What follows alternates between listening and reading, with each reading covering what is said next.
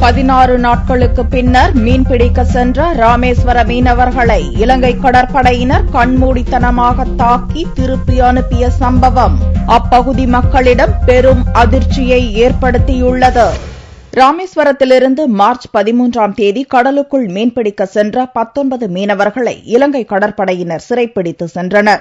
அவர்களை விடுவிக்க வலியுறுத்தி 16 நாட்களாக அப்பகுதி மீனவர்கள் கடலுக்கு செல்லாமல் வேலைநிறுத்த போராட்டம் நடத்தினர். சிறைப்பிடிக்கப்பட்ட மீனவர்களை மீட்க நடவடிக்கை எடுக்கப்படும் என்று மாவட்ட நிர்வாகம் உறுதியளித்ததை அடுத்து திங்கட்கிழமை முதல் மீனவர்கள் மீன்பிடிக்க கடலுக்குள் சென்றனர். 600க்கும் மேற்பட்ட படகுகளில் கடலுக்குள் சென்ற மீனவர்கள் கச்சத்தீவு அருகே மீன்பிடித்துக் கொண்டிருந்தனர். அப்போது அங்கு வந்த இலங்கை கடற்படையினர் தமிழக மீனவர்களை கண்மூடித்தனமாக தாக்கியுள்ளனர். மீன்பிடி உபகரணங்களான வலைகள், கயிறுகள் ஆகியவற்றை அறுத்தெறிந்து கடலுக்குள் வீசி எறிந்தனர். இதனால் அச்சமடைந்த மீனவர்கள் பதற்றத்துடன் கரை திரும்பினர்.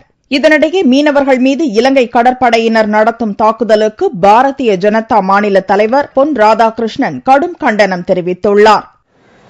நம்மை தாக்க வரக்கூடிய இலங்கை கடற்படையை தடுக்கக்கூடிய வகையில் நம்முடைய கடற்படை செயல்படவில்லை என்று சொன்னால் இந்திய அரசாங்கம் தன்னுடைய சொந்த குடிமகனை காக்க தவறியிருக்கிறது என்பதை பட்டவர்த்தனமாக நாம் சொல்ல முடியும்.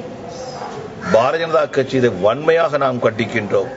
இலங்கை கடற்படையினரின் தொடர் தாக்குதல் சம்பவம் ராமேஸ்வர பகுதி மீனவர்களிடம் மேலும் கொந்தளிப்பை ஏற்படுத்தியுள்ளது.